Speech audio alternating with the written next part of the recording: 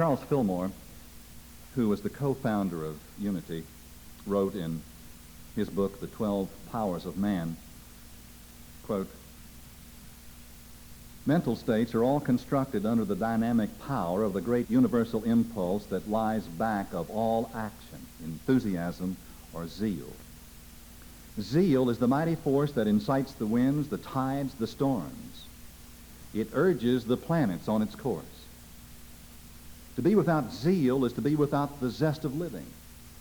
Zeal and enthusiasm incite to glorious achievement in every aim and ideal that the mind conceives.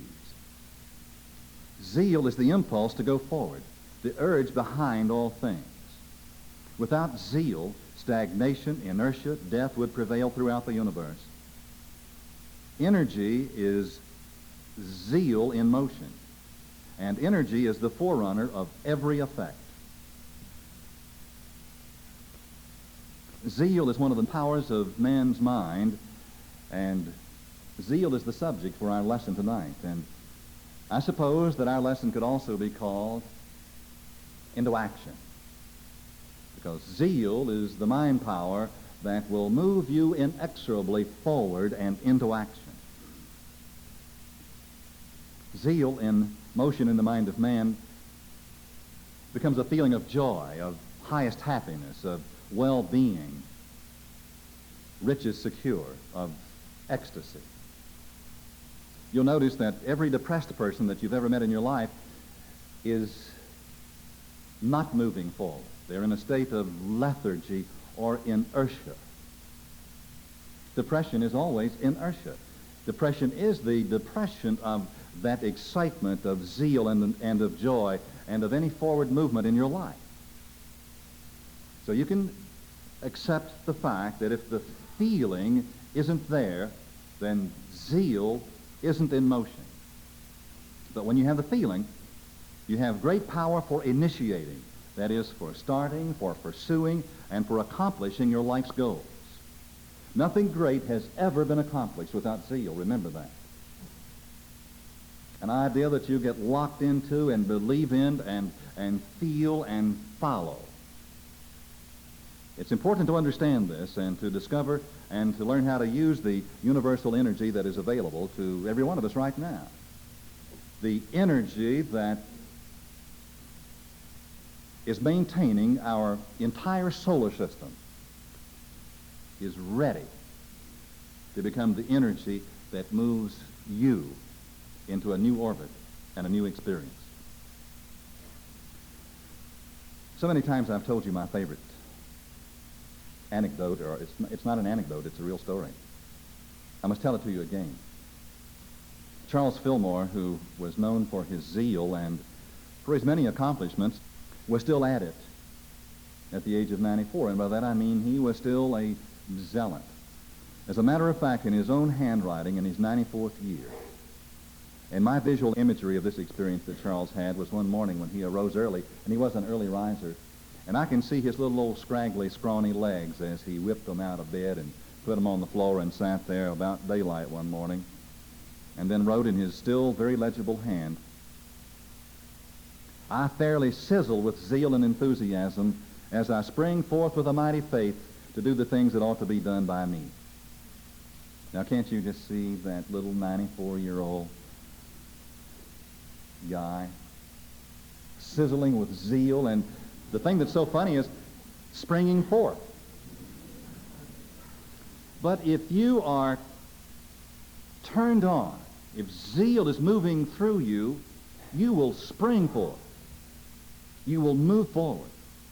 Exciting things will happen to you because you are, at that moment, an exciting and dynamic part of this universe, and it is not your own energy, it is universal energy that is flowing through you. Power flowing through you, moving you forward and upward. And more than that, in that experience, there is an ecstasy and a joy that is incomprehensible to the purely normal or natural human mind. Richard Buck, in his great book, Cosmic Consciousness, written around the turn of the century, but it's a classic, and I hope you have it, and if you don't, please get it and read it. Richard Buck said. So when a person who was self-conscious only, or living from their human consciousness only, enters into cosmic consciousness, he knows without learning certain things, as for instance, that the universe is not a dead machine but a living presence. That, in its essence, the tendency of the universe is infinitely good, and that individual existence is continuous beyond what is called death. And at the same time, and hear this, he takes on enormously greater capacity both for learning or knowing and for initiating, for going into action, the ability to begin or originate, to introduce new and exciting developments, or to enter into new fields or new opportunities. You were created to be an originator, not a stagnant, dormant person who continues to have the same experiences over and over again. That is not the universe's plan for you. It constantly is urging you to move forward into larger and higher and more beautiful and rewarding experiences and circumstances, and is actually providing you with the energy, with the power that will move you forward in an effortless way. Zeal is the initiating or action power. And if you're ready to go into action, then zeal is for you. Buck continues in Cosmic Consciousness. Zeal produces the sense of well-being that belongs to man in his spiritual state and is in truth one of his most valued heritages. This can only be realized, therefore, only described by those who have passed through the experience. And what do they say about it? Well, read what Gautama and the Illuminati of the Buddhists tell us of nirvana. Namely, that it is the highest happiness. The devotee whose happiness is within himself and whose light of knowledge also is within himself obtains the Brahmic bliss. Reflect on Dante's transhumanization from a man into a god, and on the name he gives the cosmic sense, Beatrice, or making happy. Here too is his distinct statement of the joy that belongs to it. That which I was seeing seemed to me a smile of the universe, for my inebriation was entering through the hearing and through the sight. Oh joy, oh ineffable gladness, oh life entire of love and peace, oh riches secure without longing. Joy, always joy. And again, Edward Carpenter's, all sorrow finished. The deep, deep ocean of joy within, being filled with joy, singing joy unending. Now, this is not just a silent joy sitting alone in your apartment, although it happens there, but this is the joy that comes from this power of zeal moving you forward into experiences that were designed for you, into action, productive, creative, intelligent action, movement. It will help you to understand what the original writers of the New Testament had in mind when they spoke of what is translated in the English version as the word prayer. They were talking about this feeling of the soul, for the word prayer used by the gospel writers was aito, a Greek word that literally translates to crave, or it really means the soul's desire for its highest good. There is in your spirit, in your soul, an intense desire to experience more, to move into the moreness of life, that higher life. And in that forward movement, there comes an ecstasy. Stagnation is death, non-movement. That soul's desire is also what nirvana means. It means a blowing out, an awakening, a zeal, a power that flows through you and literally blows out of your mind, out of your experience, all of the negativity, the fear, the anxiety, the worry, the self-centeredness that existed there before. And in that experience, there is a unity man realizes and experiences his oneness with the entire universe, and its power is his own. Now, some teachers have suggested that in prayer you leave a problem to God and assume an attitude that you need not do anything about it. But I suggest that you try another approach more in conformity with the truth of your own spiritual nature. Metanoia, meaning change your attitude. And in your prayer, leave your problem with God, and in that way you recognize the principle that while God is with you, you are with God, and that there is a responsibility, a reciprocity, if you will. That God cannot do anything for us, only through us, and only through movement or motion, through going into action. There was a time in my life when I wanted to believe that I could pray and stay home in bed and marvelous things would happen in my world. Checks would come in. But they won't. Well, this system leaves your problem or desire to the limitless activity of God within you.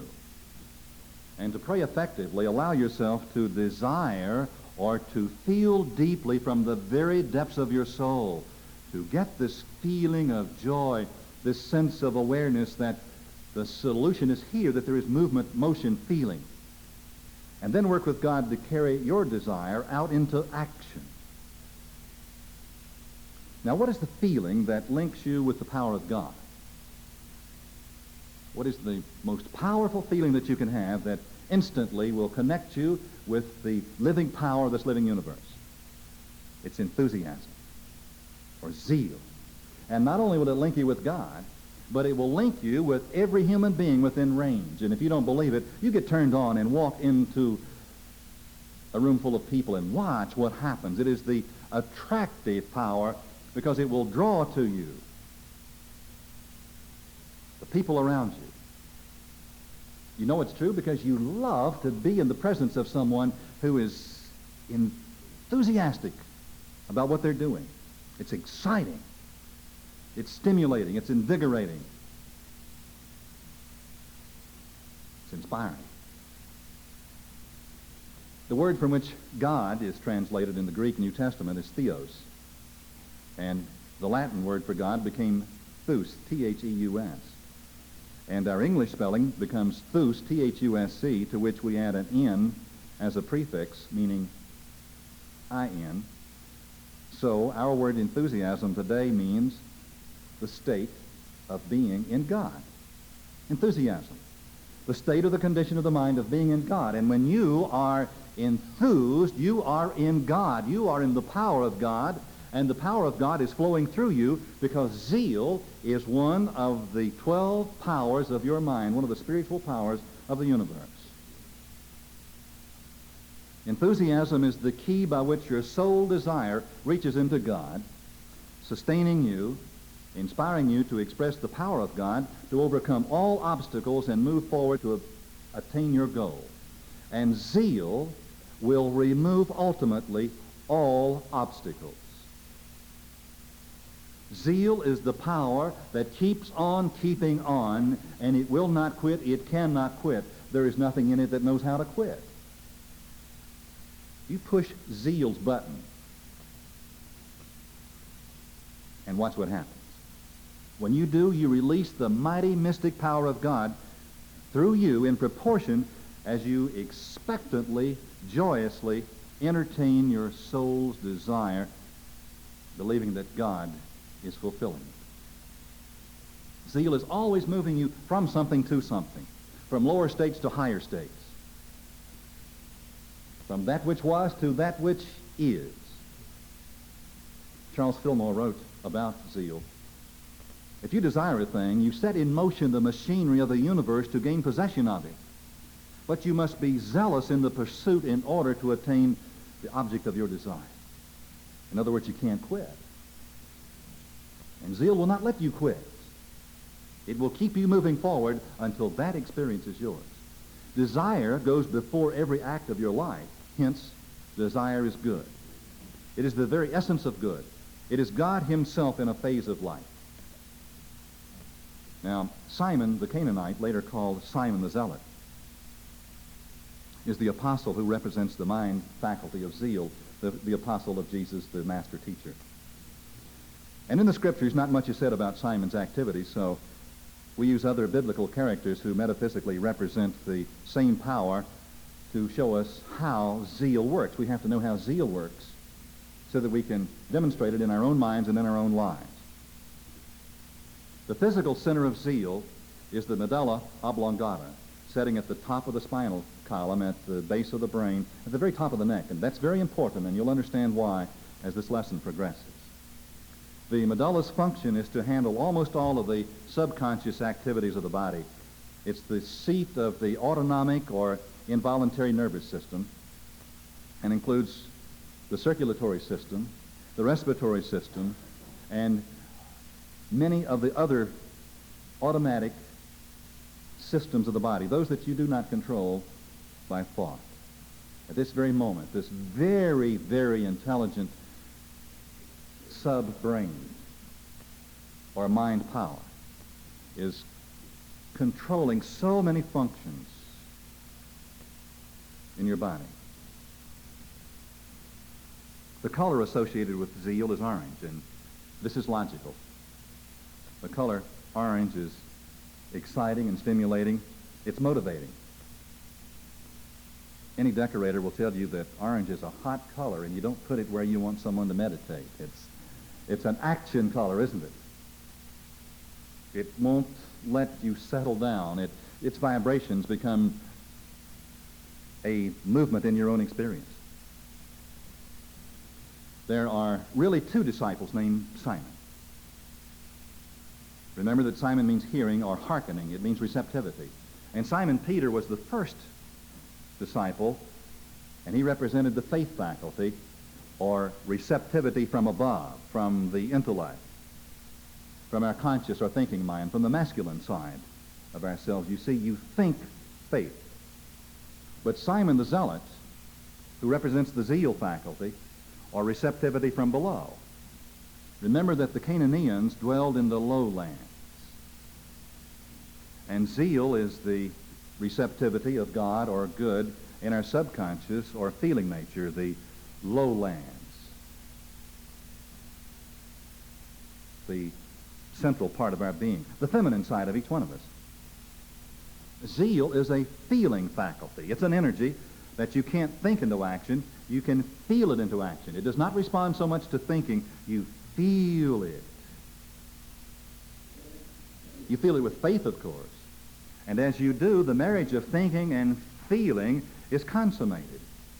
The two Simons, the two sides of mind action, thinking and feeling, are brought together into one harmonious action by zeal. Zeal is the key to the Christ or cosmic consciousness. And we can in no way enter into this kingdom of God consciousness or awareness without zeal. Can you imagine a lethargic Christ or Christed or superconscious person? Can you? No. No way. Not very many miracles that have ever been seen or experienced were caused without zeal, nor any other outstanding events or feats of any kind are performed without zeal. Without zeal, a person absolutely will not rise up out of the ordinary. If you want to live an ordinary, plain old, everyday, bread and butter, peanut butter kind of existence, then don't turn on your zeal. Just don't do it. Be lethargic. But with zeal, one cannot live an ordinary life. It is absolutely impossible. Zeal is guaranteed to transform the ordinary into the extraordinary. And there is no choice. There is no middle ground. Zeal generates and sustains our spiritual condition. Zeal changes our consciousness and places us in a spirit of harmony with the whole universe. Another description of this fabulous state of mind is in tune with the infinite. You see, the universe literally pulsates with a rhythm and harmony which are indescribably beautiful and powerful. And zeal is that vibration or energy that rhythm and that harmony. That's what zeal really is. Now, in order for a person to experience this indescribable beauty and abundance that God has in store for each one of us, that person must become motivated. But he cannot be motivated by outside forces. It's not the kind of motivation that says, I will do this for you. It simply does not work that way. That would be enforcement or pressure. And outer motivation always fails in the end. It always does. If you're motivated to do something because another person, for example, will make you happy, and your motivation is to have that person as an object, an outer object that causes happiness, in time, that object of happiness will become a source of what? Unhappiness. It always reverses itself. There is no permanent outer motivation. Now, do not hear me say that you cannot share your happiness together, but you cannot seek or find your happiness from another person, or from a condition, or from a circumstance. There is no outer motivation that becomes zeal. For a time there will appear to be this experience. And always we have looked for someone else to turn us on, right? Or for a condition. Another experience in work. Something that will excite us, and always when it happens, for a time it seems to excite us, but in time our battery begins to run down and down and down. True motivation must be from within. First within and then without is the spiritual order of things. And the faculty of zeal provides that true motivation from within, and it is our own nature, a power that is within us there. And it will move you forward and upward, always like climbing a spiral staircase. But each person must choose this movement in mind. Zeal as an energy does not flow until we choose it and praise it, acknowledge it. The moment that we choose zeal, the whole universe responds into action within that person's mind. The rhythm and harmony of that person's life is turned to the rhythm and harmony of the universe around them, and at that moment you know that zeal is working. You can feel it. That person soon realizes that in the past he thought the universe and God was one thing, and that his own individual existence was another separate and unconnected thing. But in an experience with zeal, he has shown that his existence and the universe are really one thing, a unity, and that his life is not a separate phenomenon at all. That his life is going on, yes, but the universe is the setting and the supporting structure in which his life is going on, and the universe is that setting from which his life draws all the needed and desired elements. He is sustained and supported at every point. Now, there are names that are given to this high state of awareness, and one is Christ consciousness, another cosmic consciousness, nirvana, and the key to the state is always zeal, coupled, of course, with the other 11 powers and a process of being awakened. Zeal is the affirmative impulse of existence. And in it there is no doubt, there is no darkness, nor is there ever any turning back. It does not know back there at all. Zeal is the power that keeps on keeping on. It simply can't quit. Now, sometimes we can understand the thing better by examining the opposite of that thing. And the opposite of zeal is called looking back. Looking back. Millions of people spend their lives looking back, entirely unaware of the danger and the destructiveness of this type of emotional and intellectual mental habit. Looking back is so habitual that it seems a normal way of life. Everyone does it, so it must be right. And this is the mind's most futile habit. It leads nowhere except to fear and guilt and anxiety. And it causes stagnation in every corner of our lives. Looking back. I happen to think of a story that I heard or read one time, I can't remember which. There was this person who walked out into the street one day and saw someone looking up into the sky, and he thought, I wonder what that person is looking up to see. And he looked and couldn't see anything. And later he remembered the experience, how someone looking up caused him to look up. And one day he was in a shopping center. Many, many people moving around, and so he thought, I'll stand out in the middle of the shopping center and I'll look up. And he started looking up and pointing up in the sky and looking at someone and saying, not saying anything, but just pointing and looking up. And other people came and stood around and they looked up and they pointed. And the first thing you know, scores of people came and the traffic stopped, and suddenly the whole parking area was filled with people who were looking up and thinking that they saw something, and maybe they did. Well, that's only a story. But what about looking back? Everyone keeps looking back as though there is something back there, but there isn't. Why do you keep looking back when there's nothing there? And if you keep looking back and there's nothing there, there's no place to go, and you will lose your zeal. Inertia always sets in. Lot's wife looked back. You remember the story from the 19th chapter of Genesis. Remember the story of the destruction of the wicked cities of Sodom and Gomorrah? Did you know that in the Bible the word city always means a fixed or crystallized state of mind? That's what the word city means. And there were some cities in the Bible that needed to be destroyed, but they were only symbolic of states of mind in us that need to be destroyed. And Sodom and Gomorrah represented states of mind in the human race that needed to be eliminated. States of mind that are adverse to our spiritual nature. And so God, or the activity of God, was coming to destroy these fixed states of mind. And Lot, who represents thinking, was told to take his wife, whose name was never given, and leave the past, the fixed state of consciousness. They were warned to flee from these cities, these crystallized states, before they were destroyed. And they were warned to not look back longingly.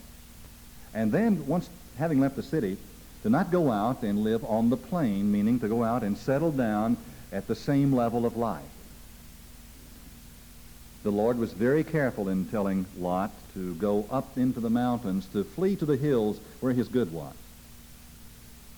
Well, the first thing that happened was that Lot's wife, who represents our feeling nature, looked back longingly. And she became crystallized. She was turned into a pillar of salt. And that means a crystallized state. Not being able to go forward into the new good, or to return to the old. It did not exist. It was destroyed. The old in your life does not exist, does it? Sodom and Gomorrah, all the cities in which you have lived, the mind states are gone. There's no place to go back to. And this crystallized emotional feeling of looking back, wondering, should I leave? Feelings of guilt, worry, apprehension. You know the feelings that cause us to not move forward as directed into our new and unfolding good. Well, Lot did move out of the city, but Lot was not very zealous himself. He didn't have very much enthusiasm, because listen to what happened to Lot. He beseeched the Lord God to not send him up into the hills where his good was. He said, "Oh God, grant me this one favor. Let me go over there to that little city just to my left on the plain called Zoar." Can you guess what Zoar means? Reduced, made small, lessened, brought low. You see, he did not have enough zeal, enough forward movement to go all the way. And so he had to go out and settle down for a time at the very same level in a very small city in which very little of what he was seeking existed. But in time, he got sick and tired of living there, and he said, I think I'll do what God said, and he went up into the hills, into the mountains. Well, which one of us wants to be turned into a pillar of salt? Not me. I want to move forward, and not to Zoar. I don't want to go out and settle down in conditions that are very similar to where I now am. Do you? Do you want the past to repeat itself in another similar but slightly better form? Of course you don't. There's only one guarantee, there's only one possible way that you can avoid it, and that's zeal, which will move you forward into your new good. But first, there's something that must happen, and that is the crystallization, or the pillar of salt, has got to be dissolved. You see, we have crystallized places in our consciousness that have caused an inertia in us. There are places in your soul where progress is not happening. Did you know that? There are stagnant places in you, little pools of stagnation, emotional stagnation. Are you aware of it? Such places in you that cling to negative memories. Places where your nature seems to be frozen as far as any progress or evolution or growth or concern. Now, one common form of this crystallization is called unhappy memories. Another form is called bad emotional habits. The kind of quick negative responses that you give when driving in heavy traffic, or when someone does not wait upon you in the manner that, or with the quickness that you know that you're entitled to by your position in life. Or the sharp little things that you say to the people because they're members of your family that you would not dare say in a few minutes in the fellowship area. Those bad emotional responses. There's another very bad form called unresolved guilt and unresolved blame. There's still a worse form called a poor image of myself. Oh, that gets a lot of people. A crystallized image of myself. Now, fortunately, there is a solvent, a spiritual solvent, that can dissolve anything that has become crystallized in us. You'll never guess what the solvent is. Zeal. Zeal will do it. Zeal is the greatest solvent that the universe has ever seen, and also a solver of problems. You don't need to know exactly what or where the crystallization is, but you need to know that it does exist, that you have it. You see, the truth is that you have a spiritual faculty that will solve your not having been doing very good. It will dissolve the conditions in you that have kept you from moving forward into that new good. And the first thing that you do is to become still and go into the silence and turn within and acknowledge the existence of this great spiritual power. And by your acknowledgement of its existence, you have its attention. And from your Christ awareness, you speak the words of truth to zeal. Zeal responds to your direction and proceeds to do its mighty work in you and through you, in your behalf. And the first thing it does is to begin to dissolve the crystallized conditions in consciousness. When zeal gets turned on in you, all kinds of things will disappear. And its second and most important job is to generate spiritual motivation, movement.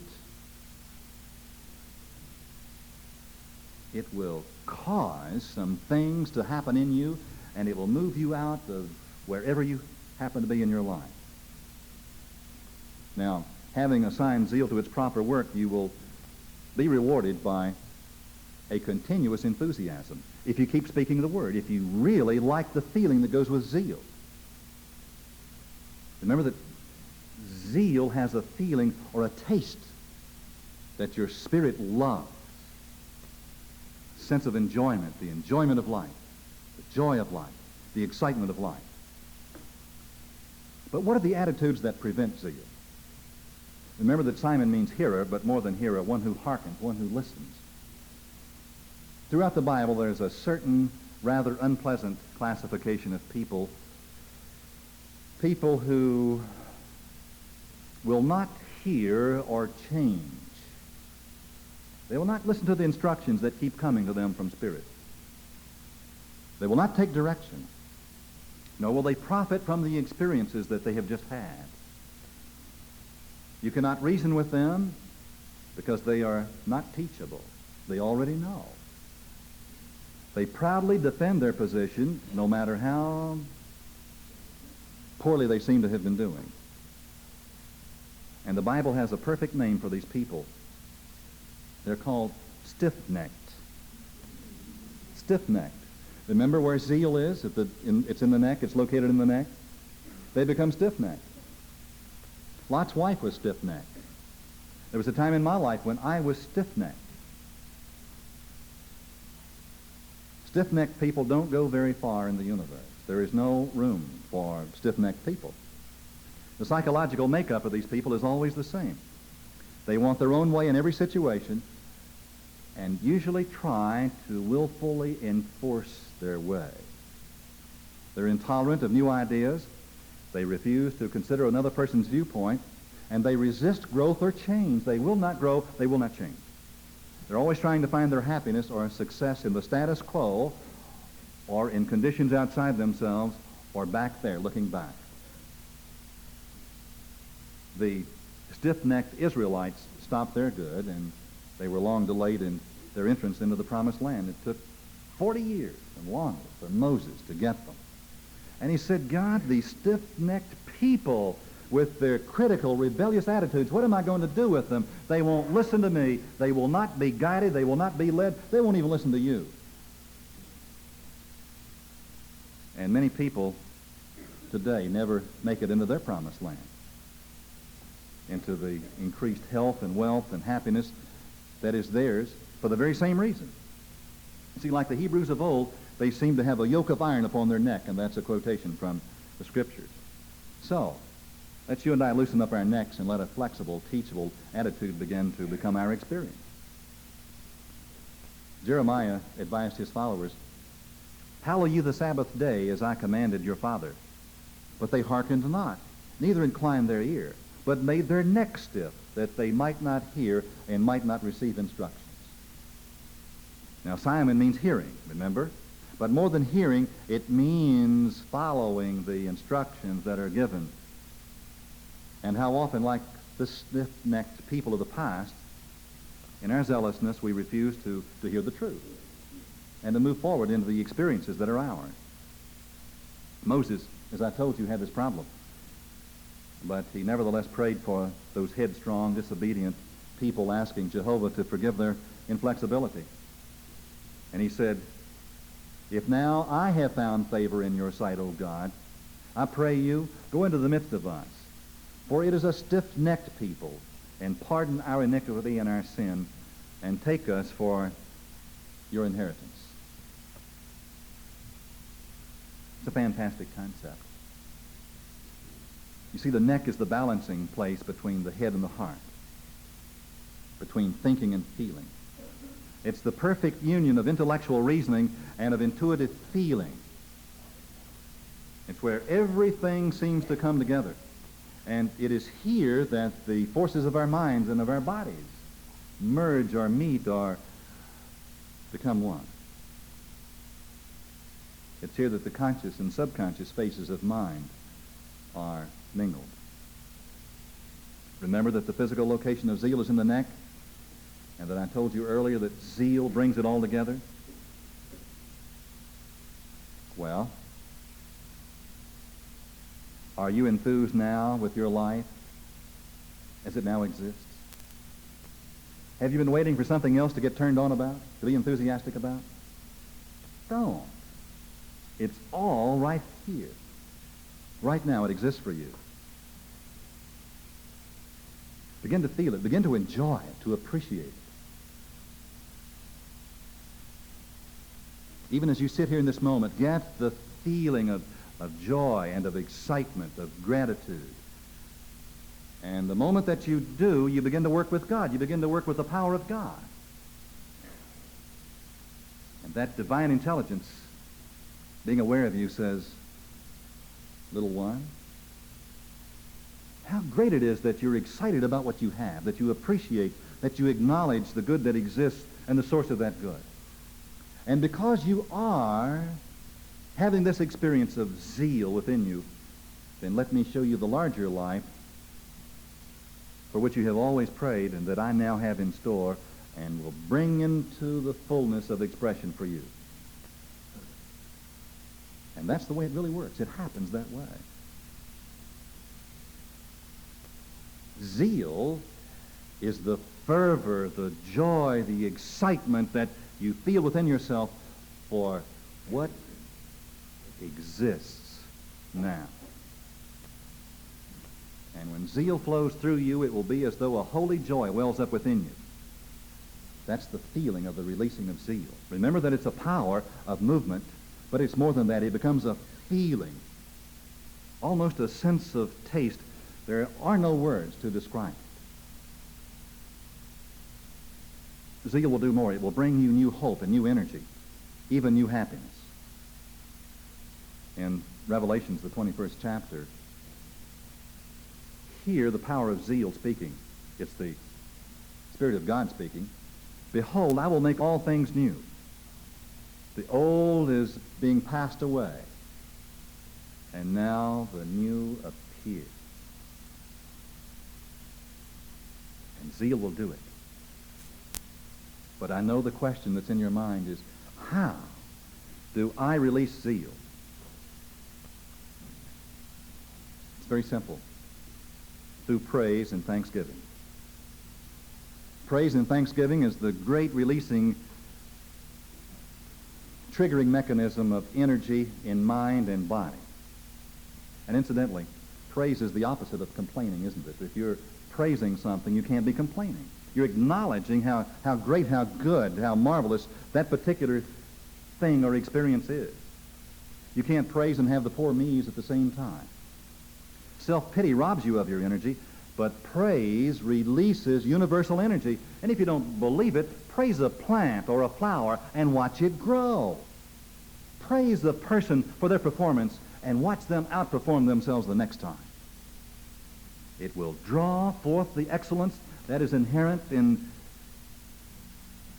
any person or thing or situation, and it draws from the universe its highest good and its power. Praise releases the power of zeal to go before you and make the crooked way straight. What are you going to do with a person that's filled with zeal? How can you stop them? You can't. There's no way. And the universe doesn't even try. It says, okay, it's yours. Whatever it is, it's yours. Whatever you seek, it's yours. You will find it. You shall have it. And as you get turned on, and I hope you are now, and I hope that button never, ever becomes untriggered, you will fairly sizzle with zeal and enthusiasm as you spring forth with a mighty faith to do the things that ought to be done by you. By you. You are a comet. And you were meant to go sailing through the spiritual skies of this universe. And the power that moves you forward is zeal. And the way that you release that power is through praise. The praise of God, this power that is within you. And to give thanks for all the good that now exists, and even greater thanks for the good that even at this moment is becoming your experience. Thank you. And so it is.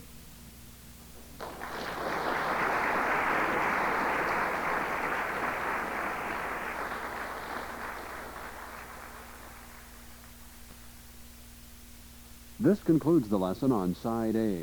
Now, please fast forward to the end and turn the cassette over for the continuation of The Superpowers of the Mind.